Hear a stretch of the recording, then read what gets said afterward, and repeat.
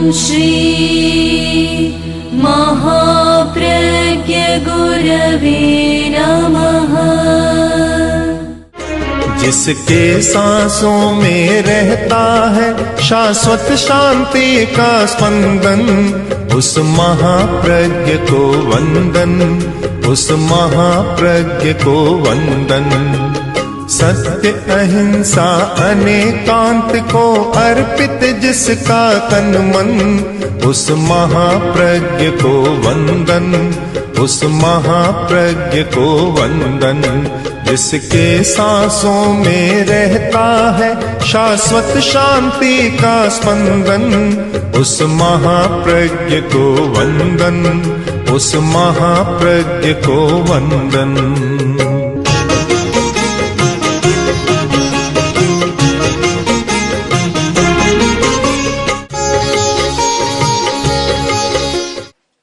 विश्व के सामने अनेक समस्याएं, एक व्यक्ति के सामने भी बहुत सारी समस्याएं, समाज के सामने भी बहुत समस्याएं, राष्ट्र और विश्व के सामने भी बहुत सारी समस्याएं। और समस्या इस द्वंद्वात्मक दुनिया में स्वाभाविक है। ऐसा हो नहीं सकता कि कोई द्वंद्वात्मक दुनिया में जन्म ले और समस्या से मुक्त रह सके, ऐसा संभव नहीं है। तो आदमी समाधान भी खोजता है और समाधान करता भी है, किंतु समाधान का दर्शन हमारा सही हो। गाड़ी में सामान रखकर और जंगल की ओर चला, बीच में कोई आदमी मिला, पूछा कि आज सारा सामान बैलगाड़ी में रखकर कहाँ जा रहे हो? कि जंगल में जा रहा हूं। क्यों? कि गांव में गंदगी बहुत है। उसने कहा भले आदमी, वापस चलो, जंगल को तो साफ रहने दो, तुम जाओगे तो जंगल में भी गंदगी पैदा हो जाएगी। कम से कम जंगल को शुद्ध रहने दो। समस्या आदमी पैदा करता है और उसका समाधान भी खोजता है। समस्या की तालिका बहुत लंबी है। अगर कोई मुझे पूछे कि सबसे बड़ी समस्या क्या है, सामान्यतः मैं सुनता हूं गरीबी बहुत बड़ी समस्या, मैं स्वयं कहता भी हूं, और भी बहुत सारी समस्याएं, पर मूल में जाकर देखूं तो सबसे बड़ी समस्या है डर। आदमी डरा हुआ है। दो खेमे होते, एक डरने वालों का और एक डराने वालों का, या एक डरने वाले का और एक न डरने वाले का, तो निर्णय करने में बड़ी सुविधा होती। आज की चीज तो यह है कि दो राष्ट्रों के पास शस्त्र है, परमाणु अस्त्र है, एक दूसरे से डर रहे, प्रयोग नहीं कर रहा है। बड़ा आश्चर्य है कि परमाणु अस्त्रों का प्रयोग कोई कर नहीं रहा है। और इस आधार पर बहुत सारे युद्ध शास्त्रियों ने निष्कर्ष भी निकाल लिया कि वर्तमान की शांति का अर्थ है शस्त्रों का संतुलन। का शस्त्र का संतुलन, इसलिए युद्ध नहीं हो रहा है। अगर यह संतुलन नहीं होता तो युद्ध कभी का हो जाता। ये काल्पनिक हमारी जो अवधारणाएं हैं बड़ी खतरनाक हो रही है। डर रहा है आदमी।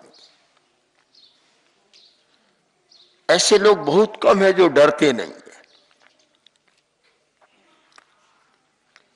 कोई भूत से डरता है, कोई शस्त्रों से डरता है, कोई बिल्ली से डरता है तो कोई चूहे से डरता है। ऐसी महिलाओं को देखता है कि चूहे से बहुत डरती है। ऐसे आदमियों को देखा है जो छिपकली से बहुत डरते। जहां छिपकली हो तो वहां रात को सोते ही नहीं, सोते हैं तो नींद नहीं लेते। डर एक अवधारणा बन गई, एक दृष्टिकोण बन गया डर का। अब ये डर कैसे मिटे? सारी दुनिया भयभीत है। 6 अरब की इस दुनिया में अगर सर्वे किया जाए कि बिल्कुल नहीं डरने वाले लोग कितने हैं, तो बिना सर्वे किए एक अनुमान प्रमाण के आधार पर कहा जा सकता है कि डरने वालों की संख्या बहुत बड़ी है। अगर 6 अरब लोगों में 6 लाख या 6,000 व्यक्ति भी बिल्कुल निडर अभय मिल सके कि जिनको डर नहीं है, तो बहुत बड़ी बात होगी। डर रही है, और तो क्या अपने आप से भी डरते हैं, पड़ोसी से भी डरते हैं, और अपने भाई से भी डरते हैं, और अपनी पत्नी से भी डरते हैं, और पत्नी अपने पति से भी डरती है। यह डर हिंसा का मूल कारण है। हिंसा के कुछ कारण जो बलवान कारण है, जैसे गरीबी, रोटी का अभाव, हिंसा का एक बहुत बड़ा कारण है, वैसे यह डर भी हिंसा का बहुत बड़ा कारण है। लोग ये जानते हैं कि भगवान महावीर ने अहिंसा का प्रबलता से प्रतिपादन किया, इस सच्चाई को तो जानते हैं, पर इस सच्चाई को नहीं जानते कि महावीर ने पहले अभय का प्रतिपादन किया, बाद में अहिंसा का प्रतिपादन किया। उनका निश्चित सिद्धांत था कि डरा हुआ आदमी कभी अहिंसक नहीं हो सकता। यद्यपि कुछ लोगों ने अहिंसा को दुर्बलता का हेतु बतलाया, पर इस सच्चाई से बिल्कुल परे। अहिंसा और दुर्बलता, कायरता कोई संबंध ही नहीं। दो दिशाएं, भिन्न भिन्न दिशाएं जो कभी मिलती नहीं है, और न ये समानांतर रेखा की भांति साथ साथ चलते हैं, बिल्कुल अलग दिशा ही अलग हो जाती है। अहिंसक वही हो सकता है जो भय मुक्त है। महावीर की भाषा में कहूं, मां भेतब्बम, डरो मत। किससे? बुढ़ापे से मत डरो, रोग से मत डरो, मौत से मत डरो, किसी से भी मत डरो। कारण कि नहीं डरने वाला तुम्हारे भीतर है, जो बाहर है उससे तुम डर रहे हो। दुनिया के 2 रूप बन जाते हैं, बाहरी दुनिया और एक भीतर की दुनिया। डरता वही है जो केवल बाहर की दुनिया में रहता है, डरता वही है जो शरीर की दुनिया में रहता है। चेतना की दुनिया में रहने वाला कभी नहीं डरता, उसे कोई डर होता ही नहीं। केवल शरीर की दुनिया में रहता है, केवल पदार्थ की दुनिया में रहता है, वह आदमी डरता है। आज का डर इसलिए पैदा हो रहा है कि आदमी पदार्थ के साथ जी रहा है। पदार्थ के साथ अगर चेतना के साथ जिए तो शायद डर कम हो जाए। वह जानता है कि डरने से क्या होगा, मरना, मरता भी है, किंतु डरने वाला स्वयं मरता है किंतु दूसरे को मारकर मरना चाहता है। इसीलिए तो शस्त्रों का प्रयोग है कि अगर मरना भी है तो दूसरे को मारकर ऐसे ही नहीं मरना है। चेतना के साथ जो जीता है वह नहीं डरता। सूफी साहित्य में कथा आती है कि संत इमर्शन अपने शिष्य के साथ जा रहे थे, जंगल आया, और जो संत होते हैं उन्हें जंगल बड़ा अच्छा लगता है। ये मकान तो आखिर बंधन तो है ही, आदमी रहते हैं पर बंधन है। जंगल में मुक्त आकाश का आश्रय मिलता है, और पेड़ आए, और जहां पेड़ होते हैं, जंगल, पेड़ और खुला आकाश, वहां ध्यान करने का मन स्वाभाविक है, ध्यान का पूरा वातावरण मिल जाता है। तो संत ने कहा कि हम यहां बैठेंगे, पेड़ के नीचे ध्यान करेंगे। बैठ गए स्वयं और एक साथ में चेला था, दोनों बैठे। तो संत तो बैठे और अपनी दुनिया में चले गए, चेतना के जगत में चले गए। चेला तो नया नया था, वह तो बाहर की दुनिया में जीने वाला, शरीर की दुनिया में जीने वाला है। जो शरीर की दुनिया में जीता है वहां तो डर स्वाभाविक है। डर का प्रारंभ कहां से होता है?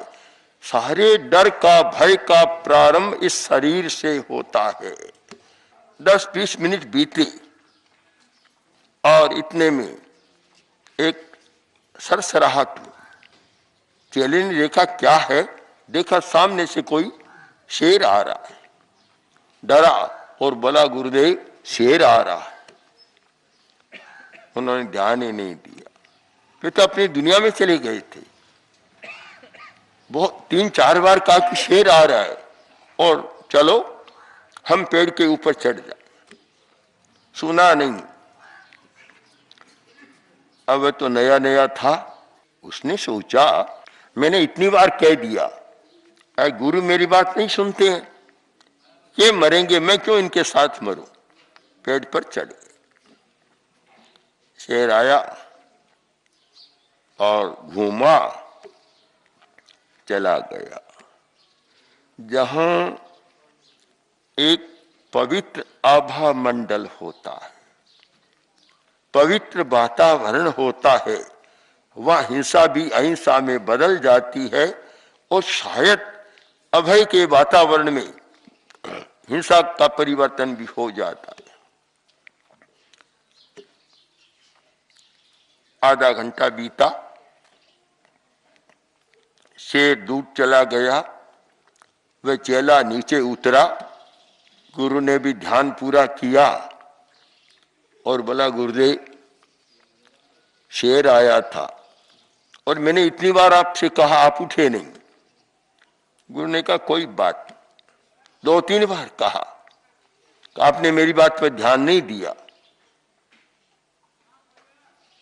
कोई बात नहीं, खास बात नहीं, चलो। वहां से चले, गांव के पास पहुंचे और गांव के बाहर पता नहीं क्यों एक गंदगी का ढेर रहता है, मच्छर भी बहुत। एक मच्छर ने गुरु के कंधे पर काट लिया और गुरु उसे खुजलाने लगे और बोले, देखो मच्छर काट गया। थोड़ा समय लगाया, कुछ कहा, चेले को हंसी आ गई। गुरु ने पूछा, तू हंसा क्यों? कह नहीं गुरुदेव वैसे ही। कहने सही बता, हंसा क्यों? तो बोला, गुरुदेव आश्चर्य की बात है, जब शेर आया तो आप डरे नहीं और एक मच्छर ने काट लिया और ऐसा लगता है कि झुंडला उठे, आप डर गए थोड़ी। गुरु बोले कि तू समझता नहीं है, तू जानता नहीं है, उस समय मैं मेरे परमात्मा के साथ था, अब तेरे साथ। हम कब किसके साथ रहते हैं? अगर केवल शरीर के साथ रहते हैं, जड़ के साथ रहते हैं, जड़ता के साथ रहते हैं, तो भय ही भय, भय के सिवाय कुछ नहीं होता। और जब हम अपनी चेतना के साथ रहते हैं, आत्मा के साथ रहते हैं, चाहे कहो परमात्मा के साथ रहते हैं, वहां कोई भय नहीं होता। ज्यादा से ज्यादा कोई भय दिखा सकता है तो मारने का दिखा सकता है। सिकंदर ने जब सन्यासी को डर दिखाया कि तुम मेरे देश में चलो, मेरे साथ चलो, और नहीं तो देखो अभी तलवार निकाल ली, अभी तुम्हारा गला काट दूंगा, मार दूंगा, तो भी डरे नहीं, स्वीकार नहीं किया और बोले किसको मारे हुए, किसको मारोगे, मैं कभी मरता ही नहीं। आखिर तलवार नीचे गिर गई, सिकंदर झुक गया, अभय के सामने भय चला गया। हम अनुसंधान के युग में जी रहे, बहुत सारी अनुसंधान की उपलब्धियां, चर्चाएं हमारे सामने आ रही है। अनेक वैज्ञानिकों के रिसर्च के निष्कर्ष हमारे सामने आ रहे हैं,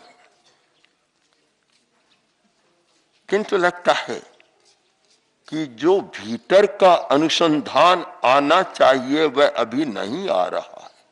पदार्थ जगत के बहुत सारे अनुसंधान, बहुत सारे रिसर्च के निष्कर्ष हमारे सामने आ रहे हैं, किंतु चेतना जगत में जो है, जो अव्यक्त है, उसे व्यक्त करने वाला तथ्य हमारे सामने अभी नहीं आ रहा है, और यही हमारी समस्या का सबसे बड़ा कारण बन रहा है। अगर हम समस्या का समाधान खोजना चाहें तो केवल पदार्थ जगत में समस्या का समाधान नहीं हो सकता। हमें चेतना के जगत में प्रवेश करना होगा। त्याग, संयम, अनुशासन, आत्मानुशासन, वहां समाधान खोजना होगा।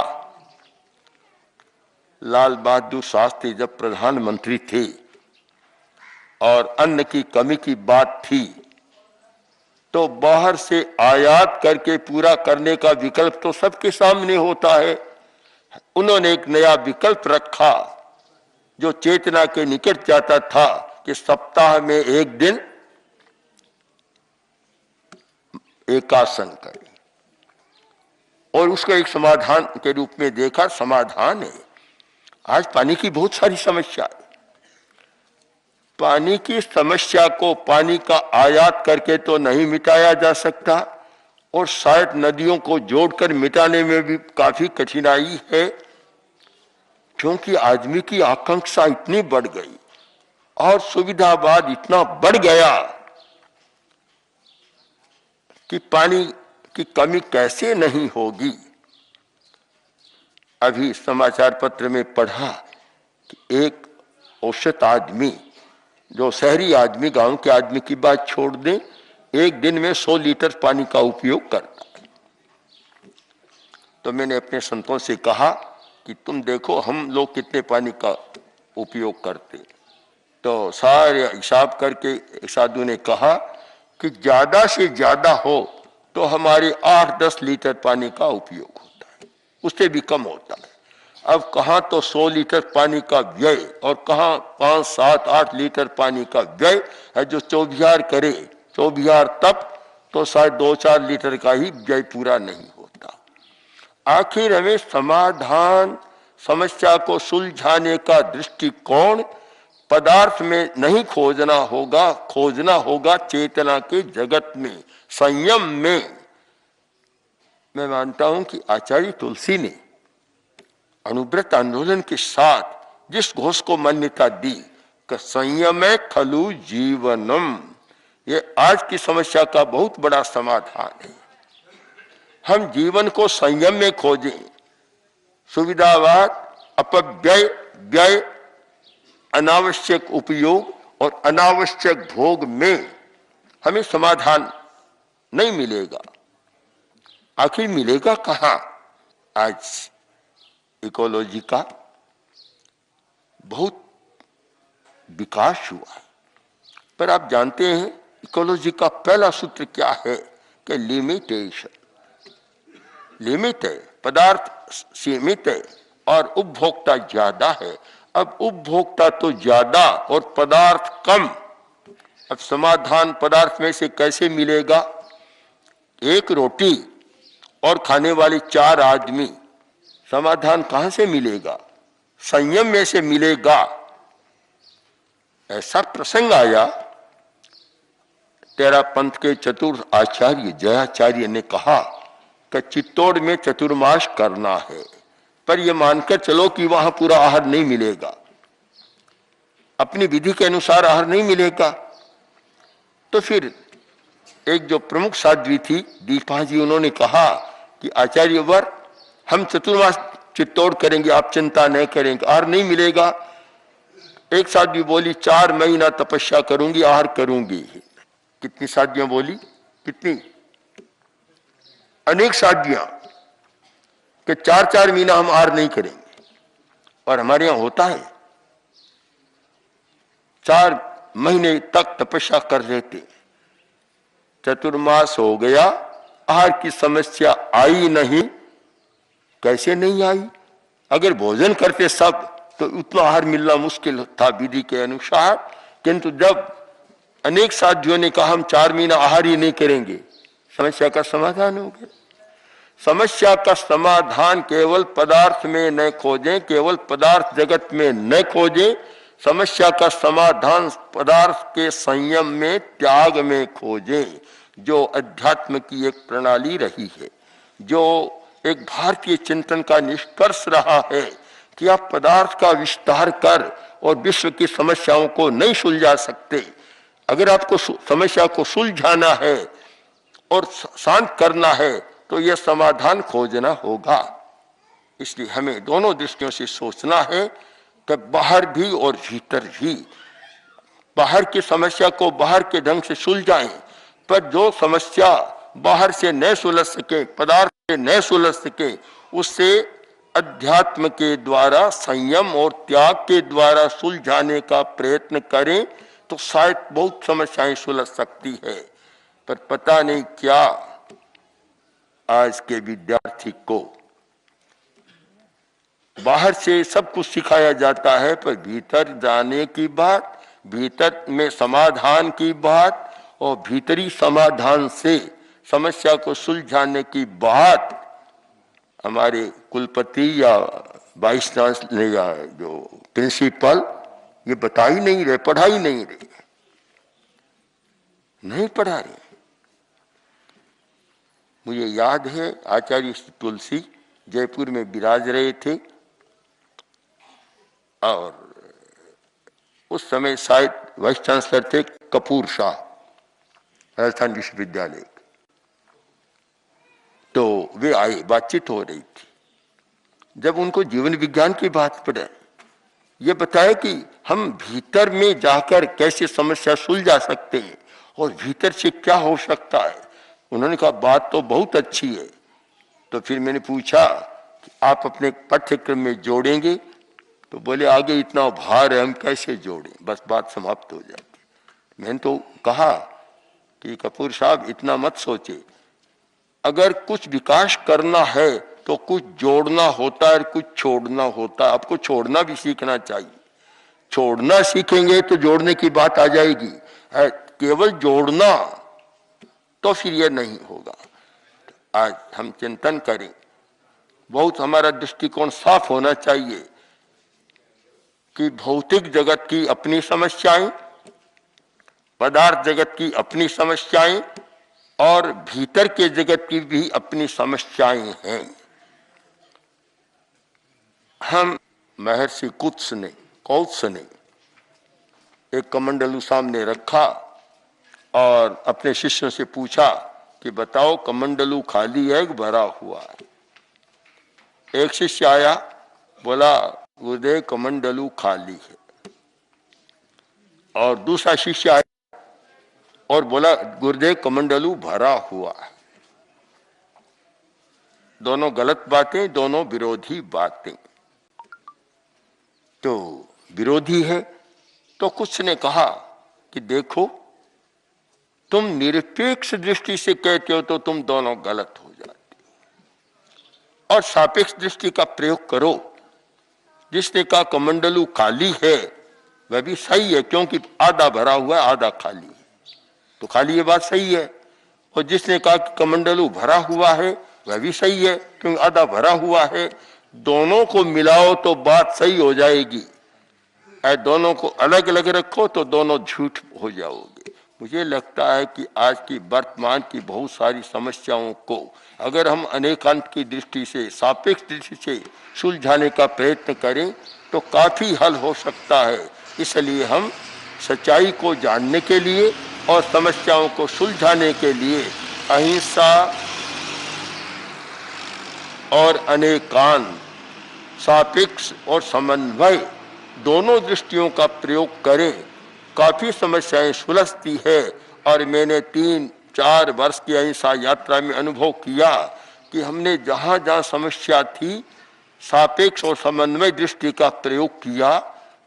जो समस्या बड़ी लग रही थी घंटों में सुलझ गई, जो लग रहा था कि यह समस्या भी सुलझने वाली नहीं है कुछ समय में सुलझ गई। इसलिए अगर आप सही अर्थ में समस्या को सुलझाना चाहते हैं तो अहिंसा, करुणा, संवेदनशीलता, समन्वय और सह अस्तित्व, इन सूत्रों का उपयोग कर समस्या का समाधान। विश्वास करता हूं कि शायद आप समस्या सुलझाने में और अधिक सफल हो सकते हैं। ओम श्री महाप्रज्ञ गुरवे नमः।